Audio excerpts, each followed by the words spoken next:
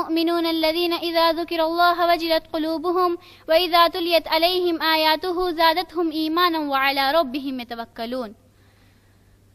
تمام تعریفیں اس وحدہ لا شریک کے لیے لائق ہیں جس نے آسمان اور زمین کو پیدا کیا، اور آخری نبی محمد مصطفیٰ صلی اللہ علیہ وسلم پر درود ہو۔ آج اس اجلاس میں میری تقریر کا عنوان ہے حقیقی مسلمان کی پہچان۔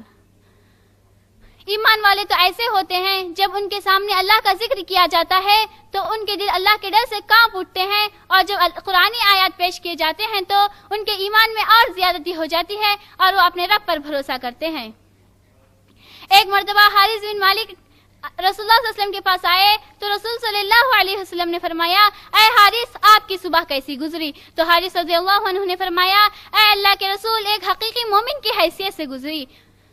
تو رسول صلی اللہ علیہ وسلم نے فرمایا، اے حارث تھوڑا سوچ سمجھ کر کہو، ہر شے کی ایک حقیقت ہوا کرتی ہے، تمہارے ایمان کی کیا حقیقت ہے؟ تو حارث رضی اللہ عنہ نے فرمایا، میں دنیا کی محبت سے روگردانی کر لی ہے، راتوں کو جاگ کر عبادت کرتا ہوں، دن کو روزے کے سبب پیاسا رہتا ہوں، اور ایسا پاتا ہوں گویا میرے سامنے عرش رب کھلا ہوا ہے، میں جنتیوں سے ملاقاتیں کر رہا ہوں اور دوزخیوں کو مصیبتوں میں گرفتار دیکھ رہا ہوں۔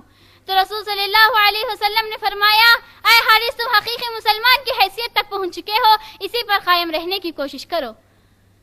حقیقی مسلمان وہ ہے جو کلمہ توحید اور رسول صلی اللہ علیہ وسلم کے رسالت کے ماننے کے بعد ان چیزوں کی نفی کر دے جو لا الہ الا اللہ محمد رسول اللہ کی منافی ہے۔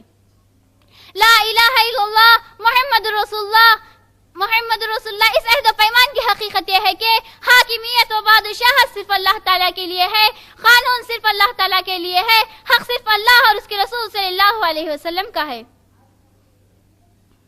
اب کسی کو یہ کہنے کا حق نہیں رہا کہ میری رائے یہ ہے، دنیا کا دستور یہ ہے، خاندان کا رواج یہ ہے۔ ہاں اللہ کے رسول صلی اللہ علیہ وسلم کے حکم کے مقابلے میں ایسی کوئی چیز آئے تو اسے اٹھا کر پھینک دیا جائے گا۔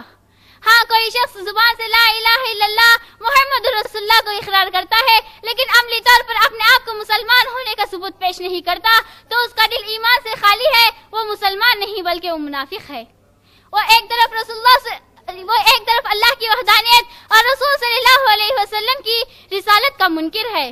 اللہ تعالیٰ نے منافقین اور مومنین میں فرق کو بتلایا ہے۔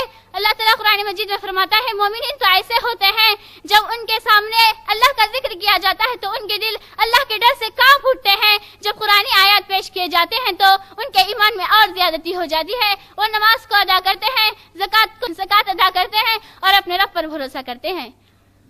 ان کے بالمخالف منافقین ایسے ہیں جب ان کے سامنے قرآنی آیات کو پیش کیا جاتا ہے تو ان کے دل پر کچھ بھی اثر نہیں کرتا اور وہ نماز نہیں پڑھتے، زکوٰۃ کو ادا نہیں کرتے اور اپنے رب پر بھروسہ نہیں کرتے۔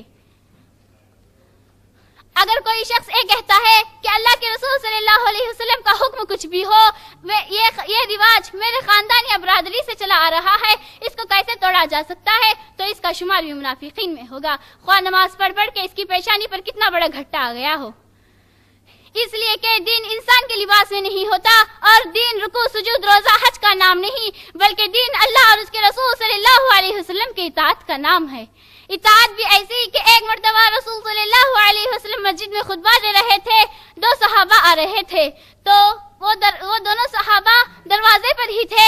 رسول صلی اللہ علیہ وسلم نے ادھر مسجد میں فرمایا بیٹھ جاؤ، تو یہ آواز ان کے کانوں سے ٹکرائی تو انہوں نے وہیں بیٹھ گیا۔ تو رسول صلی اللہ علیہ وسلم جب نماز سے فارغ ہوئے تو فرمایا، اے صحابہ یہاں کیوں بیٹھ گئے ہو؟ تو فرمایا، اے اللہ کے رسول صلی اللہ علیہ وسلم آپ کی آواز ہمارے کانوں سے ٹکرائی کہ بیٹھ جاؤ تو ہم یہیں بیٹھ گئے۔ مان ہو جاؤ ایسی اطاعت پر کہ رسول صلی اللہ علیہ وسلم جہاں حکم دیا بیٹھنے کا وہیں بیٹھ گئے۔ ایک مومن ایسا ہوتا ہے جہاں رسول صلی اللہ علیہ وسلم نے بیٹھنے کا حکم دیے وہیں بیٹھ جاتا ہے، جہاں رسول صلی اللہ علیہ وسلم کھڑے ہونے کا حکم دیے وہیں کھڑے ہو جاتا ہے۔ مومن وہ ہے جو اپنے تمام خواہشات کو کچل کر اللہ اور اس کے رسول صلی اللہ علیہ وسلم کے حکم کے تابع کر دیتا ہے۔ اگر کوئی شخص اپنے تمام خواہشات کو اللہ کے رسول صلی اللہ علیہ وسلم کے حکم سے بالا تر سمجھتا ہے تو وہ منافق ہے۔ کائنات میں کوئی یہ حق نہیں رکھتا کہ جس کی بات رسول صلی اللہ علیہ وسلم کی بات کے مقابلے میں کچھ حیثیت رکھتی ہو۔ مومن اور مسلمان وہ ہے جس کا عقیدہ یہ ہو کہ رسول صلی اللہ علیہ وسلم کے بات کے مقابلے میں کوفہ والے، بصرہ والے، بغداد والے کی بات کو ماننا نہیں چاہیے اور کر دیکھنا بھی حرام ہو۔ تو رسول صلی اللہ علیہ وسلم نے فرمایا اگر موسیٰ علیہ السلام بھی زندہ ہوتے تو انہیں میری پیروی کے علاوہ کوئی چارہ نہیں ملتا۔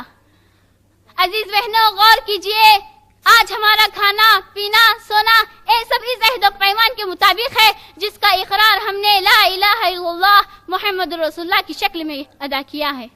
ہاں، اگر ہمارا چلنا پھرنا کھانا سونا پینا یہ سب اس عہد و پیمان کے مطابق ہے تو ہم مسلمان ہیں اور ہمارا مسلمان ہونا بابرکت ہو۔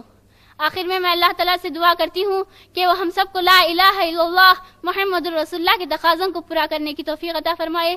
آمین ثم آمین، وآخر دعوانا ان الحمد للہ رب العالمین۔